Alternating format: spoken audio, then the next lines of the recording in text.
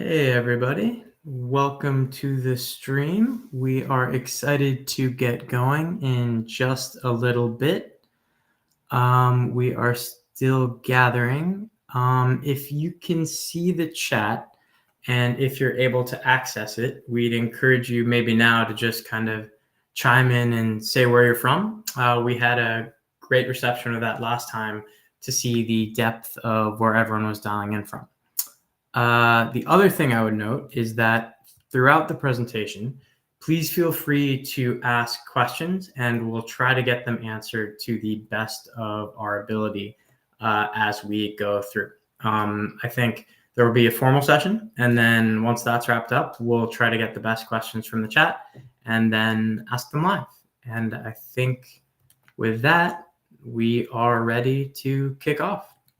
So, hey everybody, welcome to our live stream. My name is Pat Gunn and I am a native New Yorker, a volunteer with Get Out the Vote for Ukraine, and a proud member of NAFO.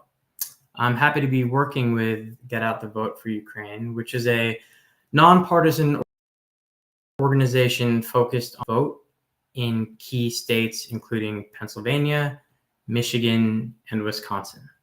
And why those states? Well, the reason we're here tonight, or one of the reasons we're here tonight, is because there are enough Ukrainian Americans in those states to determine the outcome of this election, just given how narrow the margins of victory are expected to be. In fact, if you needed another reason to vote, this might be the closest election we've ever seen. But we're also here because the ongoing war in Ukraine is important not only to Ukrainian Americans, but to all of us. Myself, I am not Ukrainian American, and I know a lot of you on the chat today aren't as well. But it's really important to stress that this war and its eventual outcome will deeply affect every single one of us, regardless of our heritage. And that's why I think this is the election of a lifetime, and there's numerous reasons to vote. But just for tonight, we'd like you to consider what Ukraine means for this election, for you, and for the United States of America, both as a democracy and as a leader of the free world. Thus, the theme of tonight's discussion is why Ukraine is so important for U.S. national security, and why this election, which is only 2 weeks away, is so important for Ukraine. And with that, I will introduce both our moderator, Linda Douglas, and our key speaker for the evening, Ambassador Marie Yovanovitch. So I will start with Linda, who has had a very impressive career of 35 years as an award-winning political journalist. And over that career, she's actually covered 6 presidential campaigns. She is also no stranger to the corporate world, having had senior positions with The Atlantic and Bloomberg News. Then moving on to the star of the evening, Ambassador Marie Yovanovitch, who is a career diplomat, a former U.S. ambassador to Ukraine, and the author of the memoir Lessons from the Edge, which if you haven't read, I would highly recommend, given how relevant it is to today's political climate. And with that, Linda, I will get out of here and hand it over to the professionals. Thank you very much. Thanks very much, Pat, and thanks for this good work that you're doing here. And Ambassador Yovanovitch, wonderful to see you again. I want to add a little bit more detail to the ambassador's background. Ambassador Yovanovitch is a true expert in the region that was once the Soviet Union. She served in many, many countries. She speaks Russian, and she was the ambassador, the American ambassador to Ukraine during Donald Trump's administration.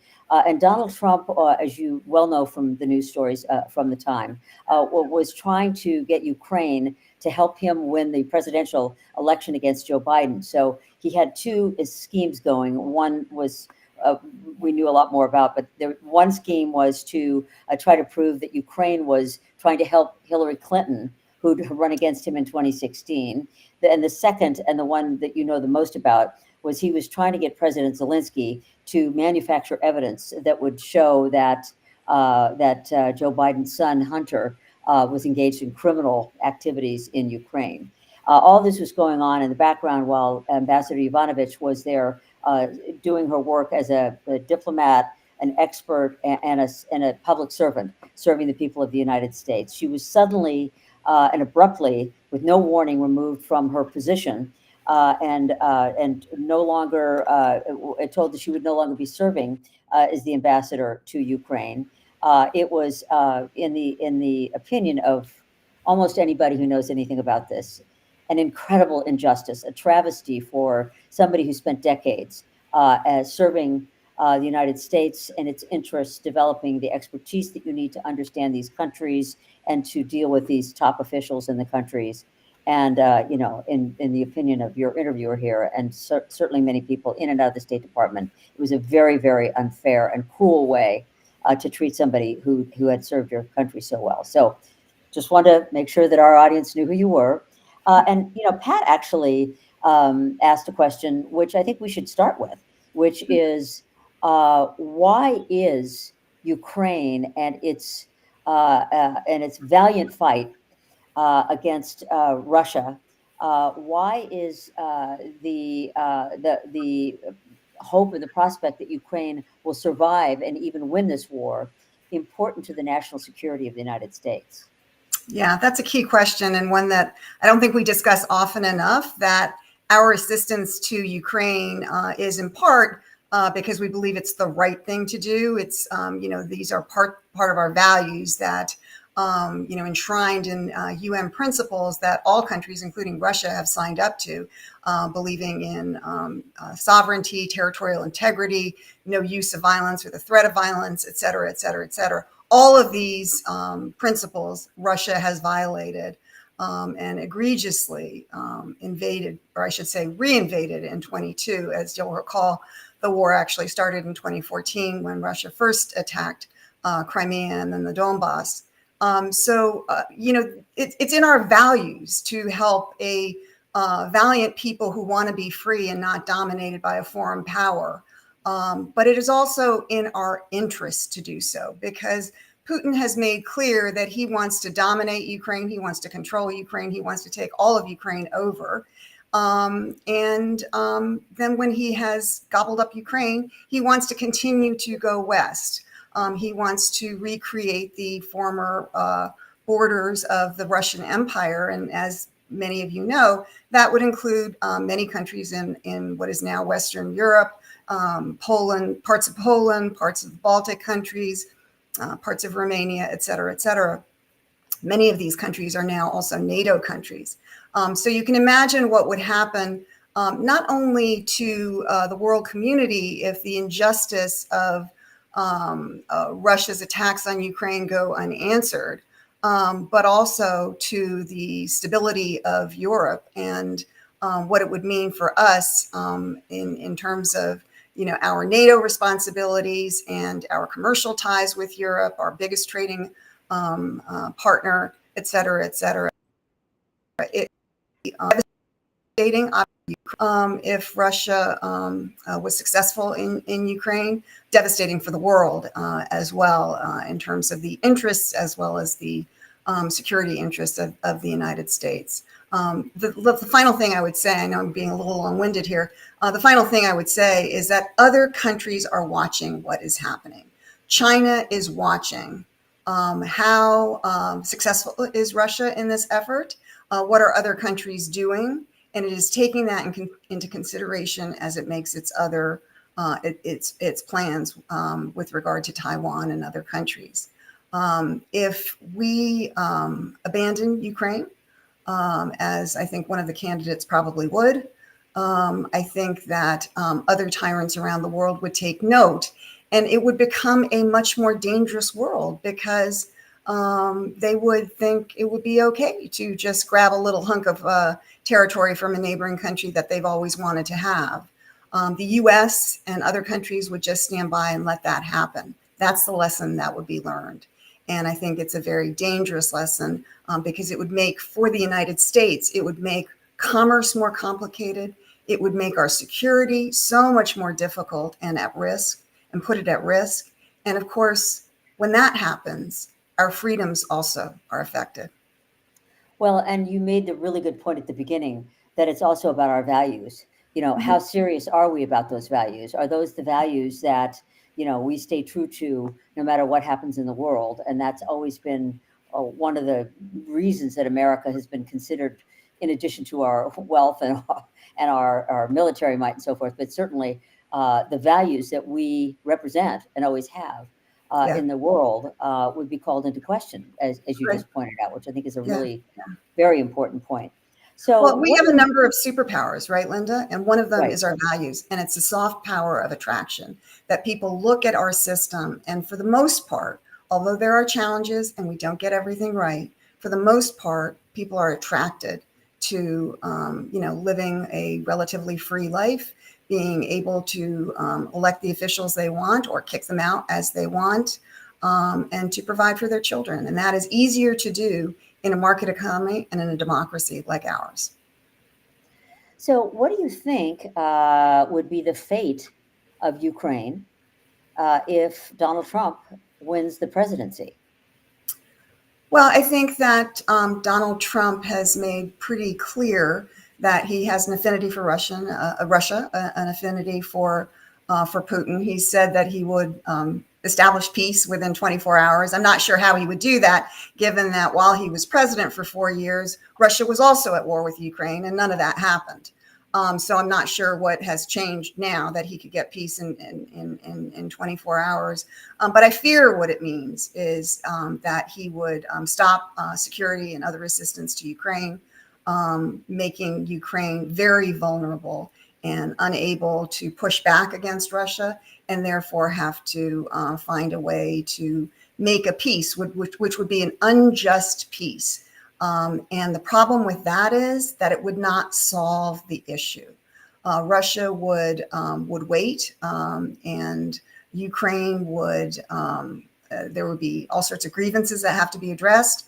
Russia would wait until it felt that it had rearmed and sort of resupplied and rested, and then it would come back for more of Ukraine, perhaps some of Western Europe as well.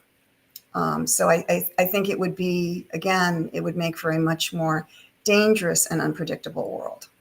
Well, and I think we also want to be worried about what Trump said about NATO not paying its bills, saying that it would be fine if Russia went in and did whatever it wanted to NATO. Do you think he actually means, based on everything you've seen him say, would he also not care, as some Americans who follow Donald Trump do not, if he just went in and continued murdering people and waging war until he managed to seize the entire country? It's always hard to know, but I think that Donald Trump is not about America first. He is about Donald Trump first. And so it's all about how he would see his personal and political interests and future. It's hard for me to see how any American would benefit from that kind of scenario. But Donald Trump is kind of a unique politician, and I think he would find a way, because I think it's pretty well established that he wants a close relationship with Putin, and Putin has been, manipulating him since the word go. All we need to do is think about that private encounter in Helsinki in the summer of 2018. And then the two of them went out on the world stage to do a joint press conference. And in front of everyone, the president of the United States undermined and contradicted his own intelligence assessments about Russian interference in our elections the last time around in 2016, and took Putin's word for it. Even if you look at the tapes, even Putin is uncomfortable with this, because he realizes that this is not a good situation for him or for Russia, because it's pretty clear how manipulative he has been and how successful he has been at that. We're not only going to talk about Donald Trump, but I think it's important because that really is the question here. We are certainly going to talk about Vice President Harris, and we want to talk also about the politics in the country in general. But I'd like to stick with the Trump, hypotheticals for the moment, because they're not real they're not distant hypotheticals. They're grounded in, statements that they've made on the campaign trail. So right now, the storyline seems to be that Trump is, rambling, incoherent, and not making sense. Maybe there's something going wrong with him. And there certainly are more and more, of the pundits speculating that Trump won't, if he were to be reelected, elected again, that he wouldn't really make it all the way through his 4 years, that something would happen to him health-wise, mental health-wise, and J.D. Vance then would become president of the United States. How do you see that unfolding? That is, should Trump be, it's a very close race. There's a very good chance Donald Trump's going to be back in office again. Also a very good chance something's going to happen to him, that he won't make it through the 4 years. What would happen then if J.D. Vance were president of the United States with respect to Ukraine? Well, I think J.D. Vance has made a number of statements about Ukraine. The first, notably, well, not the first, but one that is notable from the spring, is that he doesn't care what happens to Ukraine, and I think that's pretty clear. The second thing he said is that he sort of unfolded his thoughts about a peace plan, and it's essentially a Russia peace plan, where Russia would get everything it wanted, the territory that it has seized illegally and violently, as well as territory that it claims is theirs, but it doesn't actually physically control at the moment, and crucially making Ukraine a neutral country with no hope of NATO membership or any kind of security guarantees from the West.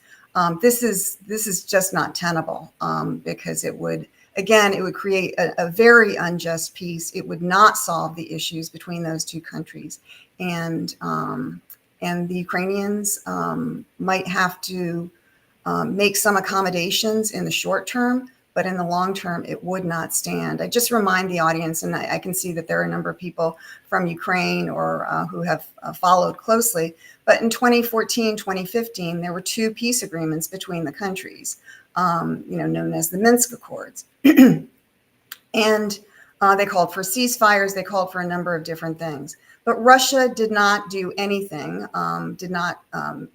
even though they committed to these peace accords, they didn't actually fulfill any part of their part of the agreement, including the ceasefire. And so Ukrainians remember this. Obviously, when one negotiates after a war, you're never negotiating with your best friend, you're negotiating with an enemy. It's hard to trust them. But in the most recent history of 2014, and of course there have been previous agreements that Russia has not stood by, but in the most recent agreements, Russia did not implement them, did not stand by. It waited and came back for more in 2022. And that's the lesson the Ukrainians learned. And frankly, that we in the West and the rest of the world need to learn as well. Russia will come back for more. So there's also the question of, first of all, there still is a fairly robust-sized hawk contingent in the Republican Party. There certainly are, old school Republicans and even newer Republicans who, don't want Russia to, gain more of a foothold in the region, and understand that, Ukraine is a democracy worth defending based on our values and everything else. But in terms of spending money to continue to arm Ukraine, and then to spend money, if there is an agreement made, to rebuild Ukraine, how do you see that playing out? Because one can imagine, given that one of Vance and Trump's complaints is that we're spending, American dollars that should be spent at home over in Ukraine. How do you see that playing out if, number one, Trump becomes president, but we have to keep spending money, and say he hasn't quite given in to Putin immediately on day one, and number two, say they have given in. There is a deal forced upon Ukraine that is in Russia's interest, but now there's a tremendous amount of rebuilding to be done. How do you see that playing out from what you know politically in this country? Yeah, well, as you pointed out in the beginning, Linda, there's been pretty strong bipartisan support on the Hill to support Ukraine, because I think a lot of members understand what is at stake here: the international order, the principles that we've discussed, and our own national security interests if Ukraine were to fall and other countries followed. So that's pretty clear, I think, to many people. And Congress has voted accordingly and very generously in ways that I think many of us, including myself, would not have imagined back in January of 2022. But here we are. I mean, it would obviously be a big change in the calculus if President Trump, former President Trump, were to become president again.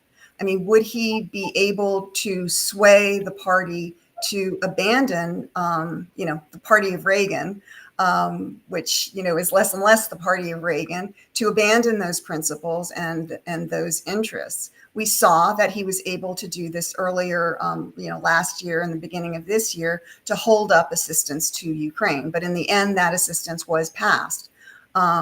As president, I would imagine that his influence will become stronger. And so it's an area of concern. You have noted that. The other thing is on reconstruction. There, I think that just as our European friends and allies are doing a lot on the security side, they would have a lot of interest in helping on the economic side. And just as with the Marshall Plan, which was, part government setting up the conditions and kind of incentivizing business back in the day after World War II, I think there would be something similar set up. And I think the U.S. would want to participate in that because our businesses would want to be a part of that. And I think if nothing else, Donald Trump prides himself on being a businessman and understanding the art of the deal and so forth.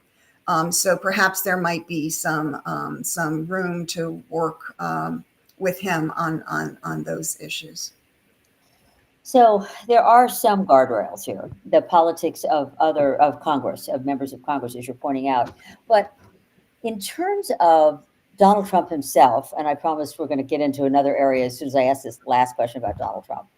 So he really does have a thing for Putin, as you pointed out. And, there was a story that we just learned from Bob Woodward's book that he sent Putin COVID tests that were desperately needed by Americans, but he sent them to Putin. There were also reports that he phoned Putin 7 times and they chatted. God knows about what. He didn't inform anybody in the existing government, the current government, State Department, intelligence agencies. Just they chatted about who knows what. What is how much of a threat could it be in terms of American policy toward Russia if you have a president who has a personal affection for Putin? How does that play out? And there are safeguards, as you say, agencies and experts and Congress, but what sort of a wrench does that throw into the equation? Yeah, well, that's a real concern. And you note that there are guardrails now in our country, and during the last during the administration of Donald Trump, those guardrails held. Institutions rocked, but they held, and people mostly did the right thing. Although it was challenging in all of the agencies, and including, at the NSC and the White House, the House finally came around, even though he was a Trump acolyte. Yes. I'm sorry, I couldn't hear you. I just said the Speaker of the House finally came around. Mike Johnson. I mean, he was finally, persuaded about what the national security. So you're right. I mean, the guardrails did work, but didn't mean to interrupt you. Yeah. But in another, if Trump were to be reelected, I think he's made it or his supporters through Project 2025 and Trump himself have made it very, very clear that they want to take down those guardrails. He wants to control the agencies, including most especially Department of Defense, the Attorney General, the FBI, law enforcement in general, and of course the military. Today was the revelation in the Atlantic that he told his close colleagues back when he was in the White House, he wants generals like the German generals, and that, Tiananmen Square, that wasn't all so bad if the U.S. military would do some things like that. So I think there's the affection for Putin and Orban and others of that ilk. But there's also, who he is as an individual and what he wants to do right here in the United States, without even reference to influence from foreign powers. But I do take your point that foreign powers can be Trump is a man who has shown that he is relatively easily manipulated. I mean, that was what brought about, a number of the problems in his first term, where, you could see that people around him were telling him things. Some of them were foreigners, others were just businessmen who, had their own private interests. And he could be manipulated. And people have taken that into account. And Russian President Putin, after all, is a former intelligence officer. That's what they do for a living, is manipulate people. And I think we will see a lot of that, but not just from Putin, from other people as well. So let's talk about the campaign now, and what is getting into the homes and into the feeds and into the televisions and all the ways you communicate with voters. That is being described as misinformation, but it very well may fall into the category of disinformation. That is intentionally false information that is being spread around, certainly through the channels of Russian propaganda and manipulation. They are very, very powerful on all the platforms right now. The Russians are, and we know that. There's a lot of evidence that points to that. And also Elon Musk, who seems to be also championing, putting a huge amount of money into the Trump side of the campaign, and also spreading disinformation on his platform X and in other ways with these shadow organizations he's building. So let's go through four of them. And Linda, if I may just add, I think former President Trump himself is spreading disinformation. You could call it misinformation if you make a mistake and then you correct it.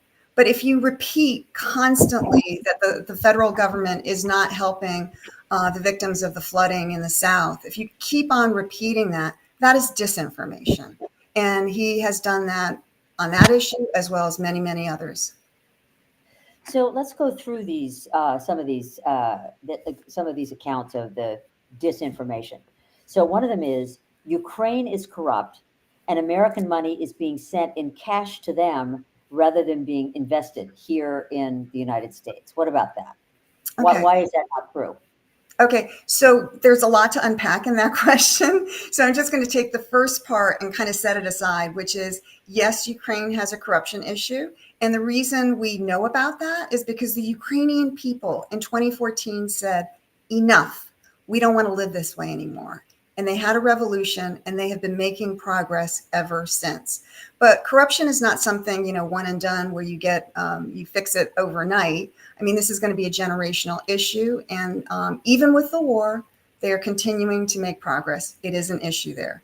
I would note it is an issue in Russia, a far greater issue in Russia. And it's part of the reason that Russia didn't just conquer Ukraine in a week, as were the predictions back in 2022, because, they were spending billions and billions and billions of dollars, way more than Ukraine was on its military. But that money was going into the pockets of generals and I don't know who else.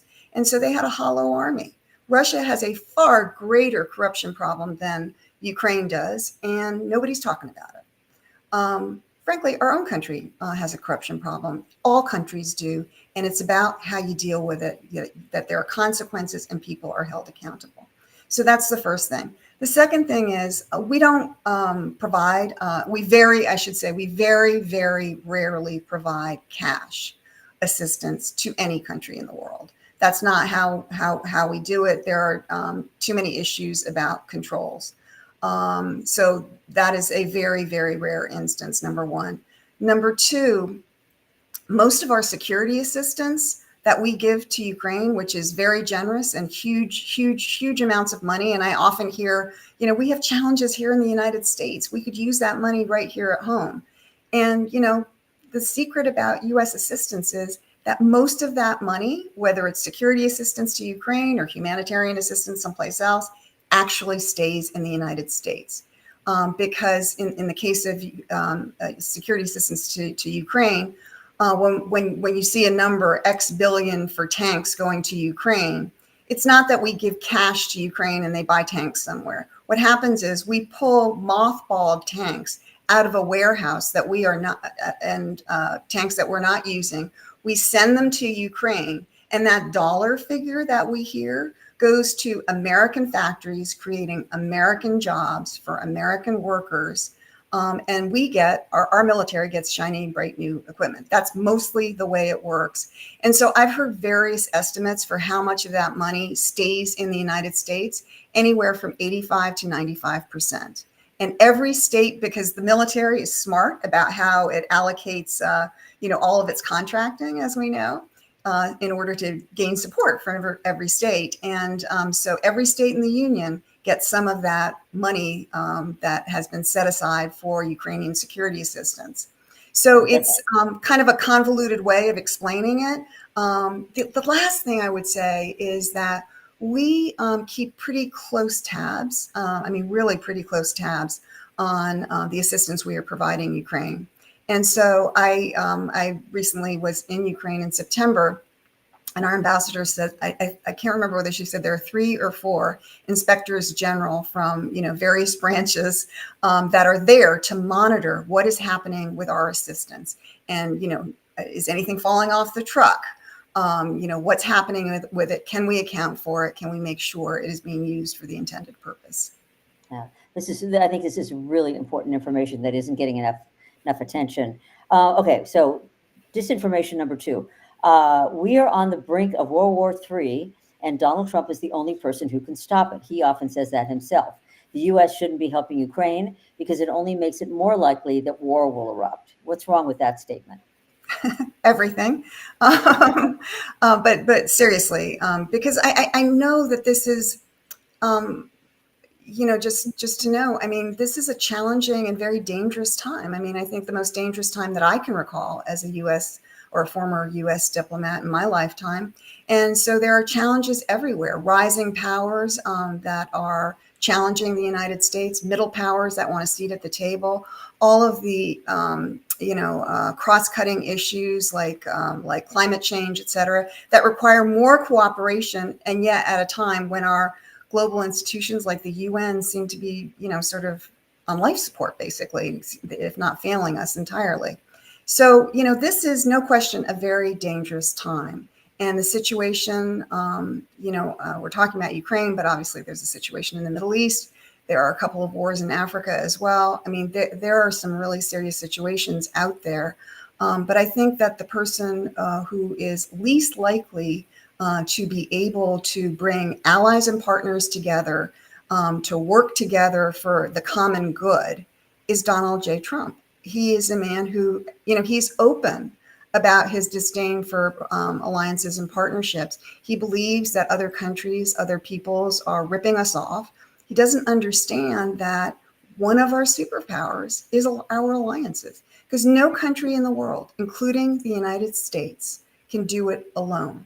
We get as much or more out of this as other countries do. And what do we get out of it? We get a safer world that makes it more secure for our amazing, innovative economy and our ability to have commerce around the world, and keeps us freer too. So we get a lot out of these alliances, and that is the only way to try to avoid broadening these wars into something that is completely unmanageable. Okay, disinformation number 3. Russia will win, and there is nothing we can do to stop it because it's inevitable. Russia beat Napoleon. According to this statement, Russia won World War II. I think there were others involved in that, but that's part of this disinformation. So why would this be any different? The inevitability of Russia winning, because they apparently always win. What's wrong with that statement? Well, there's, Russia has had a long, long history, and it's often lost. But it is often lost. And the first thing, though, that I would say is that there is nothing inevitable in life. It doesn't mean that winning in Ukraine is a sure thing, but if we stand together and if we support Ukraine and if we provide the necessary assistance when it is required, I think Ukraine can win. And I hope Ukraine will win, because again, it's in our interests as well as in Ukraine's. So there's nothing inevitable. I mean, I would just recall that back in February of 22, the smartest people in the room were all commenting that Kyiv would fall in 5 days. Russian generals had been packing their dress uniforms for the big victory parade in Kyiv. That has still not happened 3 years later. So why would people think today that there's an inevitability to this when it didn't happen 3 years ago? And I would know, I'm not saying that these aren't really tough times for Ukraine. Really tough times, especially with Russia mercilessly going after the civilian population and the electrical infrastructure. It is really rough there now. But the Ukrainian people are pretty tough themselves, and they are fighting. They are fighting back. But the war is taking its toll on Russia as well. Sanctions are biting. The Russians wouldn't be complaining about sanctions if they weren't biting.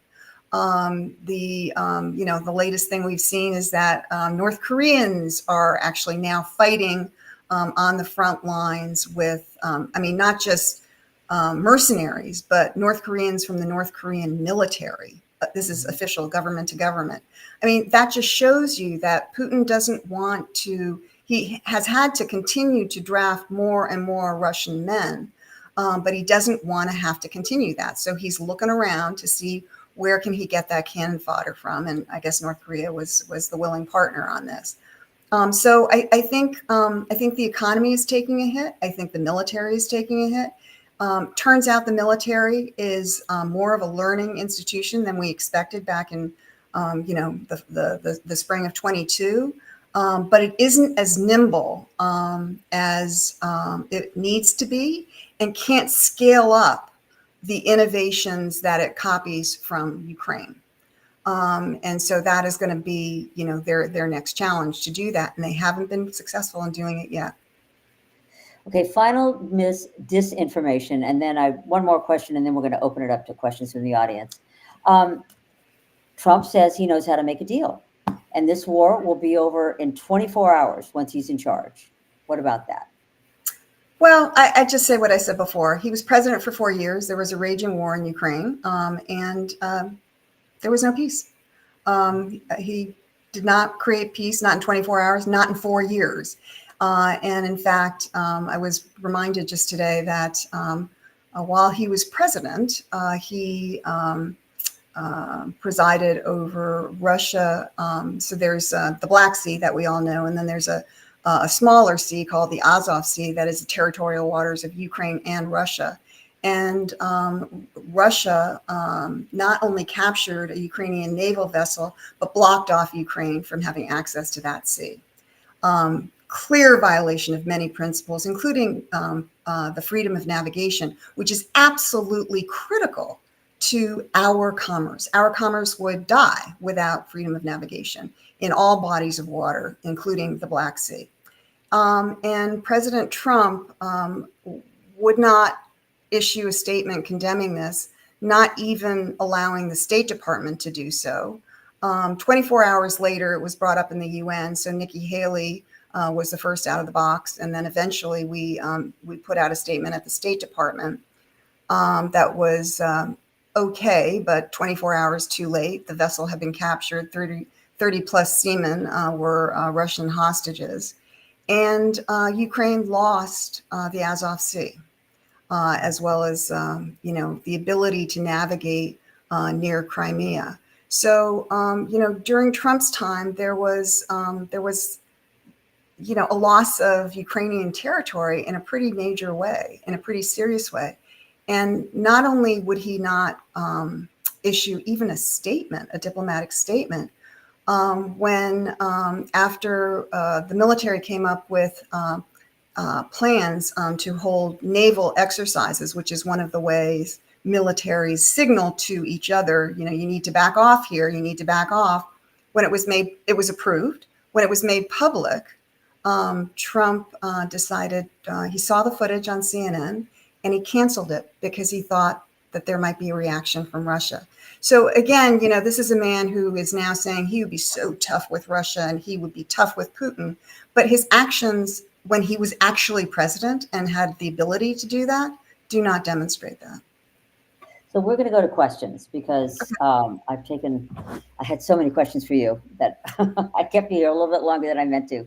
But when you're answering the questions that Pat is about to ask from the audience, remember to include some answer to a question I was just about to ask you, which is how would a Harris administration handle Ukraine? Just think about that. And Okay. Pat, over to you. Okay. Great. So thank you so much, Linda. Very much appreciated. Yeah, thank you, Linda. So it was interesting and cool to see. We have almost about 70 people dialed in and to see where they're from. We have them in Detroit. We have them in Michigan. We have them in Pennsylvania, Ohio, North Carolina, some key swing states, which will be very important for this election. And I think ultimately for Ukraine. But we also, I think, almost equally as importantly, more importantly, have some people in Ukraine right now who were nice enough to stay awake and join us. And the first one is actually from Euromaidan Press, and it's a two-parter. And the first one is, does the U.S. want Ukraine to win?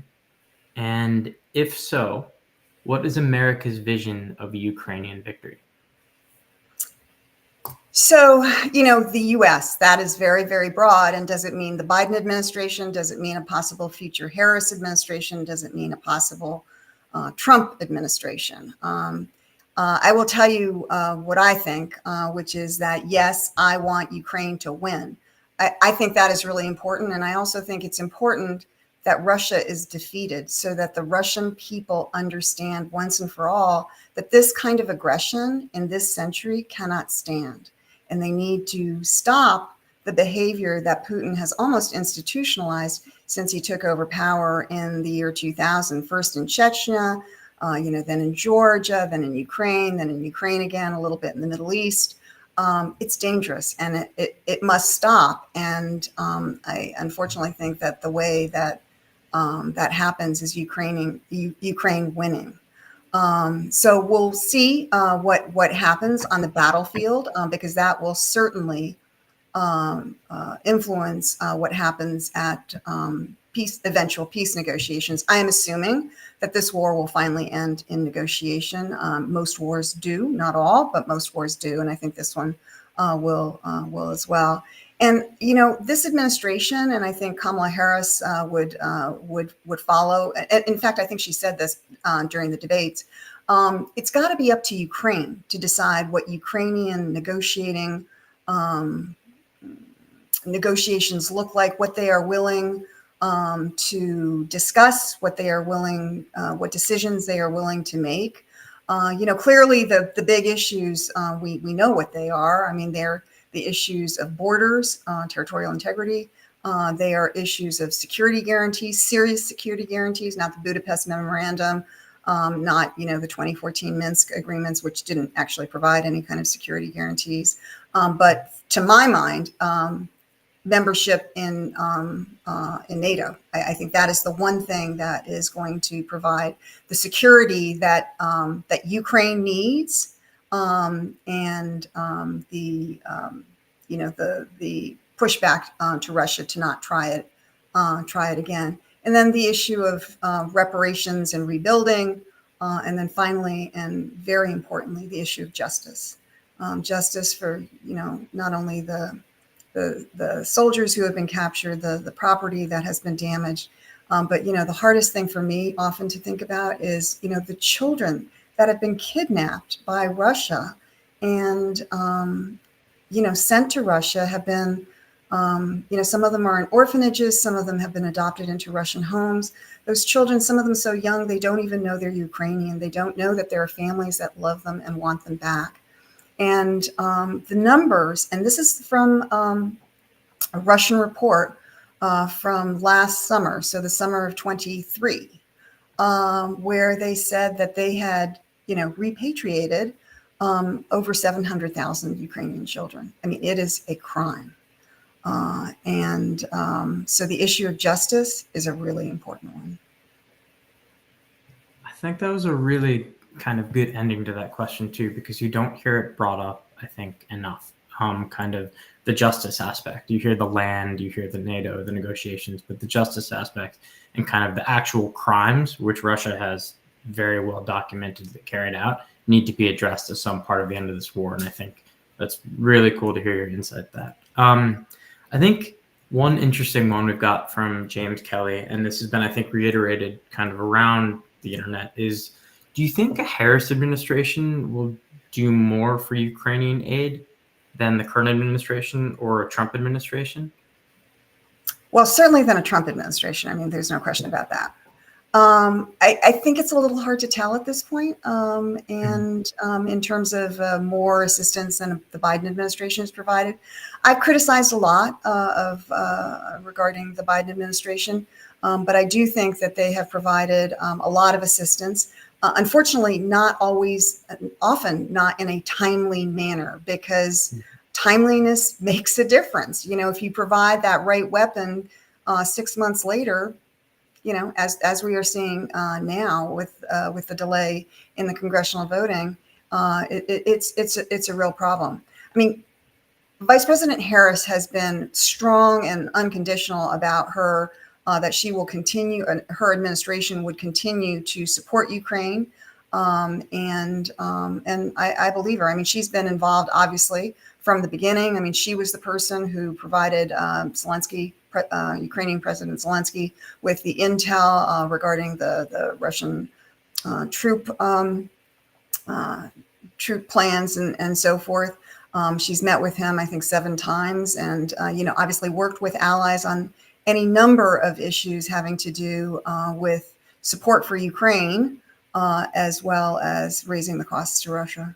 So I would expect that at a minimum, the support we're seeing now would continue, and hopefully it would be more robust. Yeah, great. That was a great answer.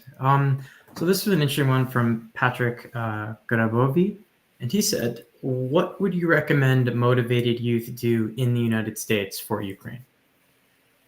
Could you repeat? I'm sorry. What Sure. would I would recommend? What would you recommend that motivated youth do in the U.S. to help Ukraine?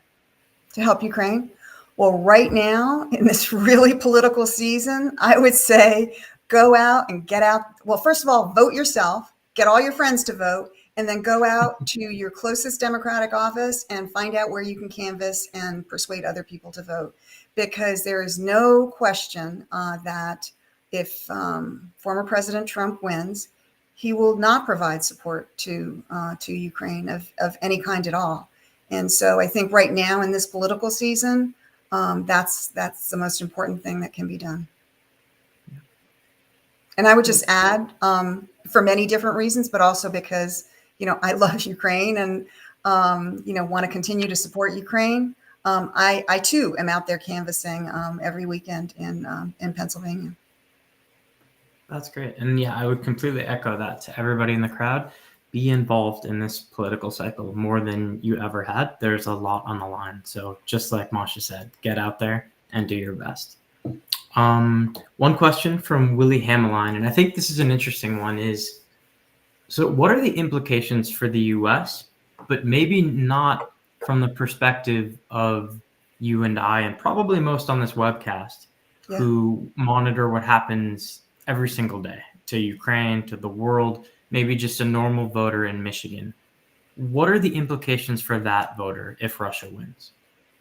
Or how to convey it, I guess, or how would you convey it to kind of a layman person who's not entirely convinced? Yeah. Well, I would say that the possibility, if Russia wins, if Russia takes part of Ukraine, Russia will reboot and take more of Ukraine later on. It's not that the war would stop. It would continue at a pretty steady pace. And again, Putin tells us who he is, and he shows us who he is by his actions. And he has told us that he wants to recreate the Russian Empire and into the historical borders of the Russian Empire, is I think the quote. And so I think that's what's going to happen. That means NATO allies are at risk. That brings in you know, treaty obligations for the United States. But as I said before, you know, the Europe as a whole is our single largest trading partner, and obviously our security partner, and they share, our interests, and not only our interests but our values. And so the likelihood of a greater war increases if Russia wins, and that really puts all of us at risk. Great. One question from Jamie Keat, and I work in finance, so I actually really like this question. You might have to answer it then. Well, it's interesting because it's often you hear people say, why are we giving aid to Ukraine? Why are we giving assistance to Ukraine? Why don't people view it as an investment? And you mentioned, I think, before the aspect of we are literally investing within the United States. We're taking Bradleys, which haven't been built in 30 years, and they're being effectively used in Ukraine. And then we're rebuilding our stockpiles with great jobs. But if you consider the investment of 5% of our annual budget to destroy 50-ish%, maybe more, of our biggest adversary's military, isn't that, I mean, that's kind of a no-brainer. And since when did maybe some kind of political, I would see that, or David, that's kind of a bipartisan issue. When did that change? And do you see it similarly like that in terms of an investment in our national security? Yeah, from many different points of view, and that's another really great point. That we often hear in kind of a vague way that Ukraine is fighting for us, for our democracy, and that is true. But Ukraine is also, the boots on the ground, fighting against the mighty Russian Empire. So that we don't have to do that work. And, Timothy Snyder has been very eloquent on that. So we can live in peace here in the United States, and we can hold our elections. And so anything we can do to help Ukraine is an investment, not only in Ukraine's future, but in our own. Great. And I think we are then kind of on time. Let me get Linda back in here. 1 second. Hey, Linda, welcome back. Hi. So yeah, I just wanted to thank everyone for joining this chat. Not sure if Linda and Masha, if you guys had any final words before we end. Well, I want to thank the ambassador for your long record of public service and the fact that you're still out there, in an unofficial role, doing everything you can to seek justice for the people of Ukraine. It's really just so admirable. And I just want to thank you very, very much for joining us tonight and for all of your fascinating and, important and meaty answers. Well, thank you very much. And I just want to thank both of you and also our audience members for the great questions and for listening in. And I can see from the chats that there's so much more. There's so much more to discuss. This is such an important issue. And, frankly, the next 2 weeks are going to be pivotal in America, are going to be pivotal to Ukraine's future, just as what happens in Ukraine is so pivotal to what happens with our future and the future of the world. So we are, in an increasingly interlinked world, and we need to understand that, recognize that, and work our interests and values. So thank you for giving us the platform, Pat. Well, thank you guys. Slava Ukraini, and everybody get out. Everybody get out there and vote. Get your friends to vote, and do everything you can in the next 2 weeks, because there is so much line that we need to fight for it. Great. Thanks. Thanks all.